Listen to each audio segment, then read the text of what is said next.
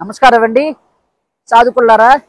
ఇప్పుడిప్పుడే యోగ సాధనా మార్గంలోకి వచ్చిన నూతన సాధకులు ఆల్రెడీ కొన్ని సంవత్సరాల నుండి సాధనా పద్ధతులు ప్రాక్టీస్ చేస్తున్న సాధకులు కూడా కుండలినికి సంబంధించిన యోగ సాధనా పద్ధతులు ప్రాక్టీస్ చేయడం ద్వారా స్పిరిచువల్గా ఉన్నతమైన స్థాయికి చేరుకోవాలనుకుంటున్నారు.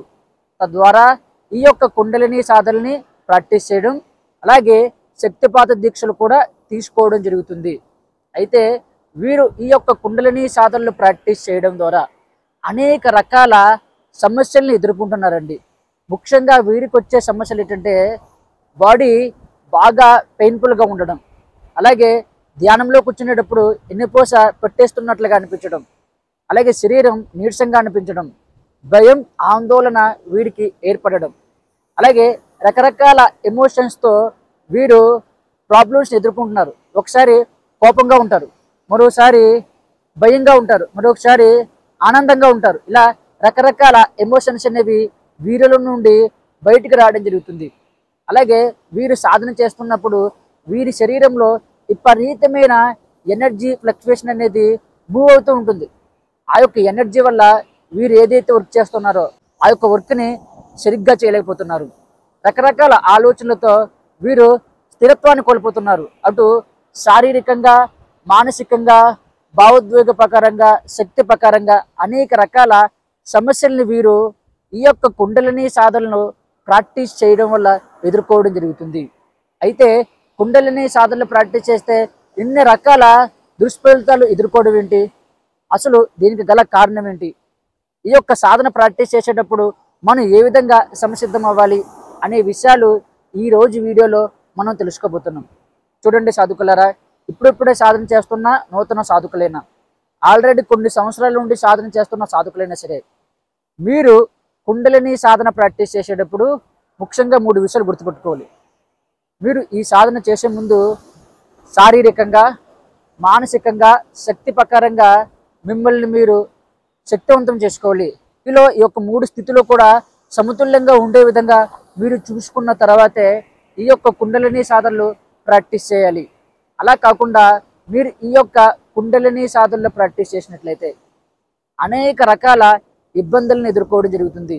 ఎప్పుడైతే సాధకుడు శారీరకంగా బలహీనంగా ఉండి ఈ యొక్క కుండలిని సాధనలు ప్రాక్టీస్ చేస్తారో ఆటోమేటిక్గా వీరి యొక్క శరీరం పైన అధికంగా ప్రెషర్ అనేది క్రియేట్ అవుతుంది.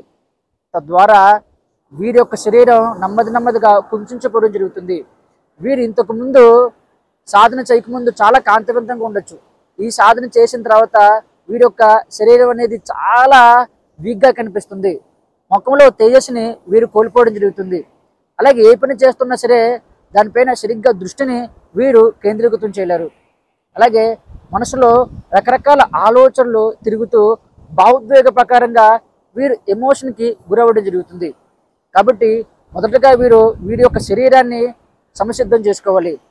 ఉదాహరణకి ఎలాగంటే, వీరు కుండలిని సాధనలు ప్రాక్టీస్ చేసేటప్పుడు వీరికి ఏం జరుగుతుందంటే, వీరు ఒక 10 కేజీలు బియ్యం మాత్రమే వేయగలరు. కానీ వీరు ఏం చేస్తున్నారంటే కుండలిని సాధన ప్రాక్టీస్ చేయడం ద్వారా 100 కేజీలు బియ్యం బస్తాని వీరి యొక్క నెత్తి మీద పట్టుకుంటున్నారు. వీరి యొక్క కెపాసిటీ అంతా 10 కేజీలు బియ్యం బస్తా మోయడం మాత్రమే. ఎప్పుడైతే ఈ యొక్క 100 కేజీలు బియ్యం బస్తాని నెత్తి మీద పట్టుకుంటున్నారో వీరిపైన అధికంగా ప్రెషర్ క్రియేట్ అవుతుంది. ఆ యొక్క ఒత్తిడిని వీరు తట్టుకోలేకపోతున్నారు. తద్వారా ఈ యొక్క సాధనలో చితికిల పడడం జరుగుతుంది. ఈ విధంగా వీరు ఇబ్బందిని ఎదుర్కోవడం జరుగుతుంది. కాబట్టి మీ యొక్క స్థాయి ఏంటి, సాధన చేసేందుకు మీరు శారీరకంగా బలంగా ఉన్నారా లేదా అనే విషయాన్ని మీరు తెలుసుకోవాలి. దాని తర్వాత మానసికంగా అనేక రకాల ఇబ్బందుల్ని వీరు ఎదుర్కోవడం జరుగుతుంది. ఎందుకంటే ఈ యొక్క కుండలిని సాధన ప్రాక్టీస్ చేసేటప్పుడు మనకు అనాహత చక్రం మీద అధికంగా ప్రభావం చూస్తుంది.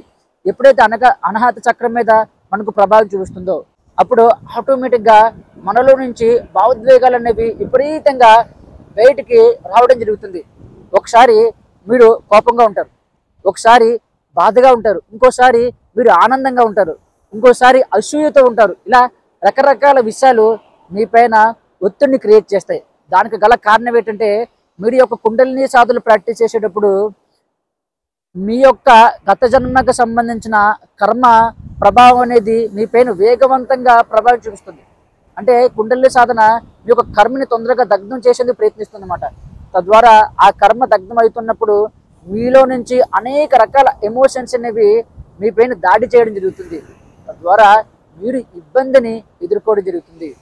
అలాగే శక్తి ప్రకారంగా ఎప్పుడైతే మీరు ఈ సాధన ప్రాక్టీస్ చేస్తారో విపరీతమైన కాస్మిక్ ఎనర్జీ అనేది మీ యొక్క శరీరం పైన పడుతూ ఉంటుంది.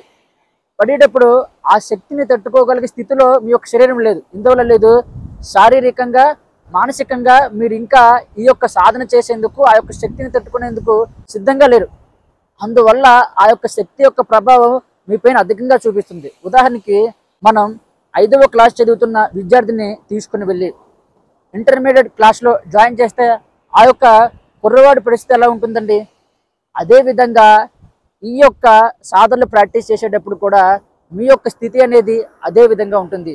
మొదటగా మీరు చేయవలసింది ఈ యొక్క 5వ క్లాసు పూర్తయిన విద్యార్థి ఏం చేయాలి? 6, 7, 8, 9, 10 ఈ యొక్క 5 క్లాసులు చదివిన తర్వాతే ఇంటర్మీడియట్కి వెళ్ళాలి. మీరేం చేస్తున్నారంటే మీరు కూడా ఈ యొక్క 5వ క్లాసులోనే ఉన్నారు కానీ దానికి ముందు ఉండే ఈ యొక్క 5 క్లాసులు కూడా చదవకుండా ఇంటర్మీడియట్ లెవెల్కి వెళ్ళిపోతున్నారు. తద్వారా అక్కడికి వెళ్ళిన తర్వాత అక్కడ జరుగుతున్న విషయాలని, మీలో నుంచి వస్తున్న భావోద్వేగాలని, ఆ యొక్క ఎనర్జీని మీరు తట్టుకోలేకపోతున్నారు. అందువల్ల మీరు సమస్యను ఎదుర్కొంటున్నారు. మీరు ఏం చేయాలంటే కుండలిని సాధనలు ప్రాక్టీస్ చేసేటప్పుడు దానికి ముందు మనం ప్రాక్టీస్ చేయవలసిన సాధనా పద్ధతులు అవి ఎలా చేయాలి అనే విషయం తెలుసుకునే ఈ యొక్క కుండలిని సాధనలు మీరు ప్రాక్టీస్ చేయాలి. లేకపోతే ఇబ్బందులు ఎదుర్కోక తప్పదు. మరొక విషయం ఏంటంటే మీరు గురువుల దగ్గరికి వెళ్ళి శక్తిపాద దీక్షను తీసుకునేటప్పుడు ఆ యొక్క గురువులు మీకు శక్తిపాద దీక్షను ఇస్తున్నారు, కరెక్టే. అది ఇచ్చిన తర్వాత మీకు ఎదురొస్తున్న అనుభవాలు కానీ మీకు ఎదురొస్తున్న దుష్ఫలితాలను కానీ ఆ యొక్క గురువు గారు ఆపగలుగుతున్నారా లేదా? ఒకవేళ ఎటువంటి టెక్నిక్స్ని ఉపయోగించి ఆ యొక్క దుష్ఫలితాల నుండి బయటపడాలి అనే విషయాలు మీకు చెప్తున్నారా లేదా అనే విషయాన్ని మీరు చూసుకోవాలి. అలా కాకుండా మీకు రకరకాలుగా మాయకు సంబంధించిన విషయాలు చెప్తూ మీరు వేరే విధానంలో ఉండడం వల్ల మీకు ఈ ఫలితం చూపించింది, వేరేది ఏదో చేస్తున్నారు దానివల్ల మీకు ఇలా అనిపించింది, మీ కుటుంబంలో రకరకాల సమస్యలు ఎదురయ్యాయి, దానివల్ల మీకు బాడీలో ఇంత రకంగా ఎనర్జీస్ ఫామ్ అవుతున్నాయి, అలాగే మానసికంగా మీరు డిస్టర్బ్ అవుతున్నారు, ఇటువంటి మాటలు కానీ చెప్పినట్లయితే మిమ్మల్ని వారు రాంగ్ గైడెన్స్లో పెడుతున్నారని మీరు గుర్తుపెట్టుకోవాలి. లేకపోతే మీరు భవిష్యత్తులో రకరకాల ఇబ్బందుల్ని ఎదుర్కోవాల్సిన పరిస్థితి వస్తుంది. మీ యొక్క శరీరంలో భావోద్వేగ ప్రకారంగా, మానసికంగా, శారీరకంగా, ఎనర్జీ ప్రకారంగా ఎక్కువగా ఫ్లక్చువేషన్ ఉన్నా సరే, ఇబ్బంది ఉన్నా సరే అది కుండలిని వల్లే జరుగుతుందని మీరు గుర్తుపెట్టుకోవాలి. రకరకాల విషయాల వల్ల కాదని మీరు అర్థం చేసుకోవాలి. అలాగే ఈ కుండలిని వల్లే మీ యొక్క భౌతికపరమైన జీవితంలో, అలాగే కుటుంబంలో, ఆర్థికంగా రకరకాల ఇబ్బందుల్ని ఎదుర్కోవడం జరుగుతుంది. కాబట్టి ఆ విషయాన్ని కూడా మీరు ముందుగా తెలుసుకుని దాని తర్వాతే ఈ యొక్క కుండలిని సాధన ప్రాక్టీస్ చేయాలి. అలా కాకుండా మీరు ఈ యొక్క సాధనలోకి దిగినట్లయితే ఇబ్బందులు ఎదుర్కోక తప్పదు. కాబట్టి సాధకులు ఈ విషయాన్ని గుర్తుపెట్టుకోవాలి. అయితే నేను తర్వాత వీడియోలో శారీరకంగా బలహీనంగా ఉన్నప్పుడు కుండలిని సాధనలు ప్రాక్టీస్ చేయడం వల్ల మనకు కలిగే ఇబ్బందులు ఏంటి, శారీరకంగా మనల్ని మనం బలోపేతం చేసుకోవడం వల్ల కుండలిని సాధన మనపైన ప్రభావం చూపించకుండా మన స్పిరిచువల్గా ఎలా గ్రోత్ అవుతాం అనే విషయాలు తర్వాత వీడియోలో మీకు నేను వివరిస్తానండి. అలాగే శారీరకంగా బలోపేతం అవ్వాలంటే మీరు ఏ విధమైన సాధనలు ప్రాక్టీస్ చేయాలనేది తర్వాత వీడియోలో మనం చెప్పుకుందాం. కాబట్టి మీరు సాధనలు ప్రాక్టీస్ చేసేటప్పుడు చాలా జాగ్రత్తగా ఉంటారని మనస్ఫూర్తిగా కోరుకుంటున్నానండి. అలాగే నేను చెప్తున్న క్రియాయోగ సాధనలో కుండలినికి సంబంధించిన జాగృతి అయినప్పుడు ఎటువంటి నియమాలు పాటించాలి, మన యొక్క శరీరాన్ని ఏ విధంగా మనం బలోపేతం చేయాలి, మానసికంగా మనం ఏ విధంగా శక్తివంతంగా ఉండాలి, శక్తిని ఎలా మనం అబ్జర్వ్ చేసుకుంటూ మనకు అనుకూలంగా ఎలా ఉపయోగించుకోవాలి అనే విషయాల్ని చెప్తూ కుండలిని ద్వారా వచ్చే అనేక రకాల ఇబ్బందుల నుండి ఎలా బయటపడాలి అనే విషయాల్ని చెప్పడం జరుగుతుందండి. తద్వారా చాలామంది సాధకులు వారికి వస్తున్న ఈ యొక్క సమస్యల నుండి పూర్తిగా బయటపడి ఆరోగ్యవంతంగా, ఆనందంగా, శక్తివంతంగా మారడం జరుగుతుంది. కాబట్టి మీరు కూడా ఈ యొక్క అవకాశాన్ని ఉపయోగించుకోవచ్చు. మీకు ఈ వీడియో నచ్చినట్లయితే లైక్ చేయండి, కామెంట్ చేయండి, అలాగే ఈ వీడియోని అందరికీ షేర్ చేయండి. తద్వారా ఎవరైనా ఈ యొక్క సమస్యలు ఎదుర్కొనేవారు వారు ఆ యొక్క సమస్యల నుండి బయటపడేందుకు అవకాశం ఉంటుంది. Thank you.